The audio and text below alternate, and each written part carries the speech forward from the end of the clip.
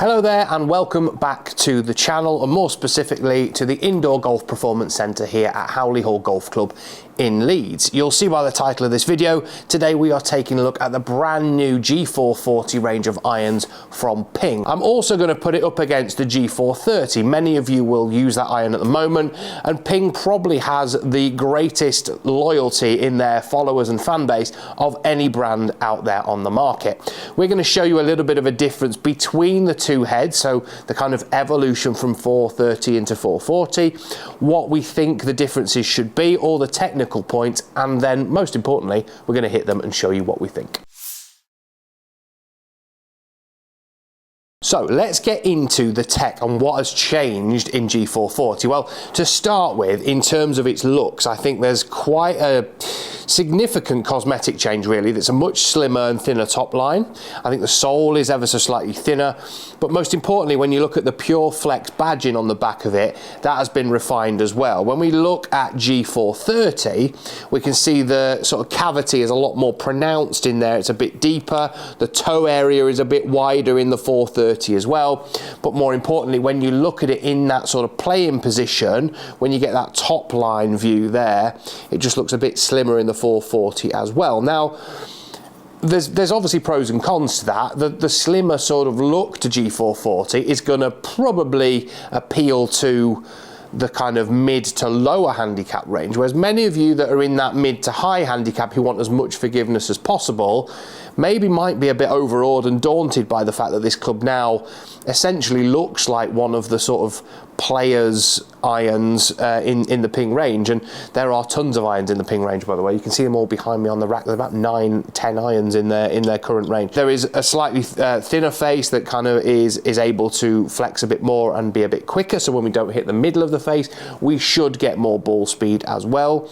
There is a HL option in this as well, so a high launch. It's the same head, but they change the weighting in the toe, in the tip, and also offer some lighter shafts and grips to really help those of you out there, maybe those slower swing speeds or people that struggle to get the ball in the air a little bit. So they've kind of thought about that end of the market a bit more as well. When we also look at this set, we can see some changes as well in the length. So when you get into the 6, 5, 4 irons, they are ever so slightly longer in shaft length. This is to help you to get them in the air easier, give you a bit more club head speed, and hopefully get that bit more launch. So it helps with your set gapping as well. So we're not going to get all those irons bunching up together. Now, that being said, extending shafts like that can also lead to poor strikes really, or sort of I suppose you hitting it a bit more all over the face rather than out the centre. Generally we try and find a length of club when we're fitting to help you hit it out the centre more, and obviously lengthening the shaft if you don't need it lengthened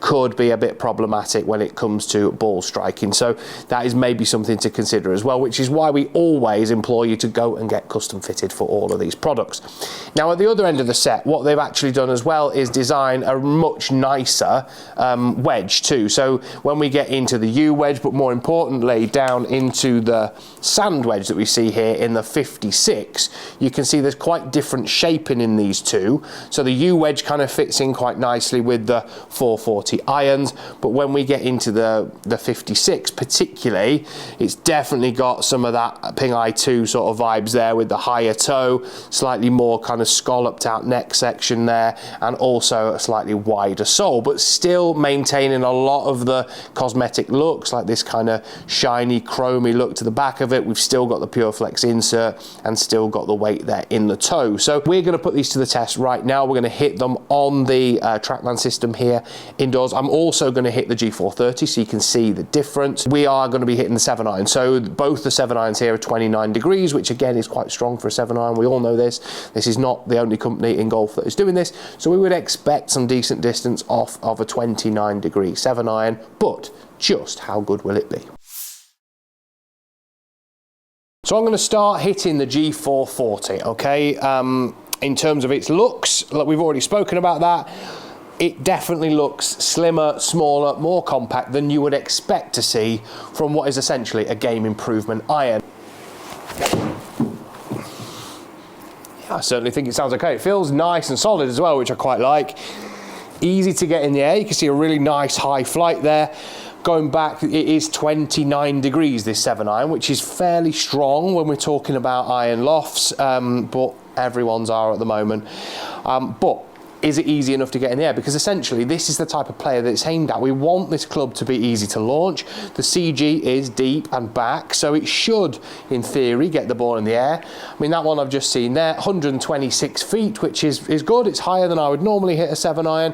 And in terms of distance, 189 carry, 194 total, which is definitely further than I would normally hit my 7-iron. But we're not equating, you know, apples with apples, really, are we? Because my 7-iron is 34 degrees, so it's basically 2 clubs weaker than this.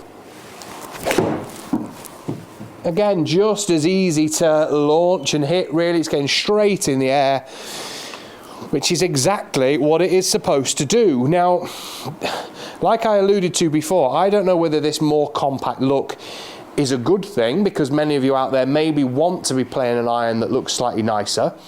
Or is it a bad thing because some of you out there that want that extra help may not think that this iron has got it for you? I don't know. I think it could work one of 2 ways. We'll try and do a few swings now where we don't quite hit it out the centre, see what difference that makes to the yardage and the height and the flight and stuff. Maybe hit a couple of little slicey. I've done that recently in a few of the iron reviews that we've done, and some people have commented that it's quite good to see that and see what a drop there is in some of the ball speed. So let's just try and hit a little bit of a choppy, fadey one and see what happens. Again, that's come off. It's come off really quick, actually. Didn't quite get it out the middle. Lots of movement on it. So if you are that slicer of the ball, you're still going to get that. But yeah, we've lost a little bit of yardage, but you're going to. The spin has popped up by about 200-300 RPM, which is not massive. It's launched a bit higher, and that's landed 183, gone 187. So it's about 5 or 6 yards shorter. Now, what about if we don't strike it out the middle? So let's see if we can hit one a little bit toey. Definitely out the toe. I'm expecting that to maybe turn over a little bit. Yep. Yes, it's dropped a bit. Ball speed now dropped, and distance, like carry distance, has gone down to 180. So it's about 8 yards shorter than the one I hit out the centre with very similar club speed. Now, you would expect that, but I would say only 8 yards loss in carry is still pretty good. We've dropped a few. It's dropped about 30 feet in the height, which is quite a bit. But what are you expecting out of a toe strike? You can still see it's got up there. It's 95 feet. That's peaked at, so it's pretty good. But yeah, I guess for the kind of golfer this is aimed at, someone who's going to explore the face a little bit more, maybe not strike it amazing all the time. You know, I would say of those couple of shots that we've hit there, you've got away with it still nicely. So there is that forgiveness in this head. I'm going to hit some more. I'm going to get some results here with, you know, a variety of different shots that we hit, and then I'm going to hit some with G430 as well and see how that compares. So just for comparison's sake, I'm going to hit some with G430. Straight away when I sit it behind the ball, you can definitely see a difference in the size. The offset is a bit more pronounced, and I can see this back edge of the golf club now.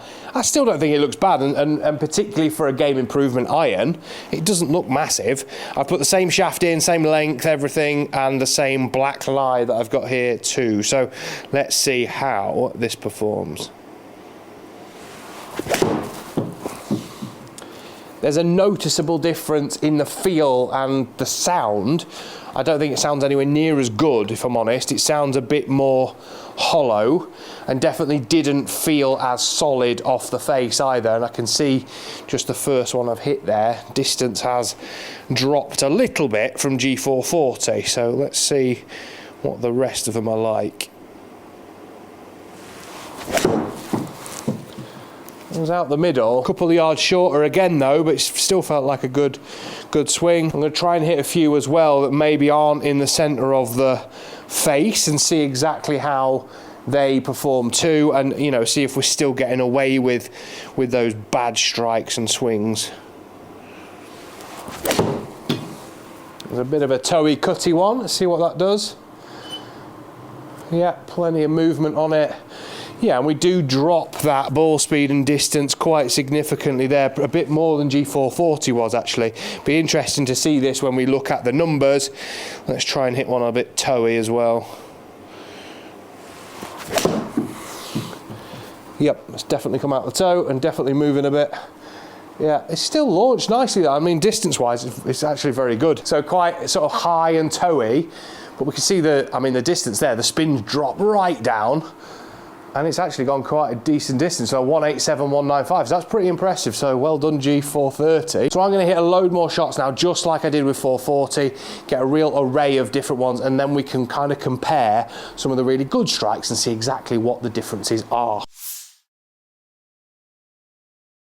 So now that we've had chance to hit these two irons, so we've got G430 and G440, let's have a look what's going on. I mean, on the face of it, not a hell of a lot of difference really. So if we look at the spin rates, they're negligible, very close. Dynamic loft, pretty much the same on them both. Remember, they're both 29 degrees of loft in a 7-iron. What we can see from G440 is the ball speed's faster. So we've got 132 miles an hour average versus pretty much 129. So it's about 3 miles an hour quicker off the 7-iron, which is pretty good. And that's kind of equating to around the 5 yards-ish carry, and about 5 yards in total distance as well. So yeah, I mean, there is a slight improvement in terms of the ball speed, the efficiency, and kind of the distance we're getting as well. We can also see that the flight in G440 here is slightly higher. Now, I was expecting the opposite, if I'm honest, because I thought G430 with that slightly wider sole would probably launch it a bit higher, but certainly not in the kind of 20 or so shots I've hit with both irons here. We're not really seeing that difference. In fact, we're seeing it kind of inverse of what I thought that was going to be.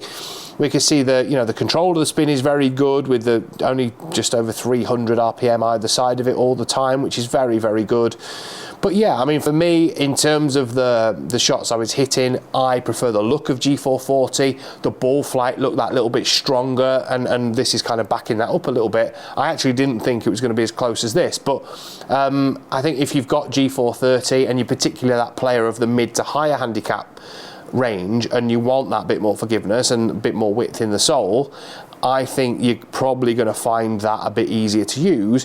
Whereas G440, you know, if you're that player who maybe has a bladed or CB type club but might transition into something with a bit more help, 440 could be a great option for you. But drop your comments in the section below if you've got any feedback on PING. Do you use PING products now? Have you always used PING? Because there's a lot of you out there that won't look at anything else, and you know, we know that the performance is going to be there, so why would you? But yeah, hopefully you've enjoyed that, and we'll see you all very, very soon.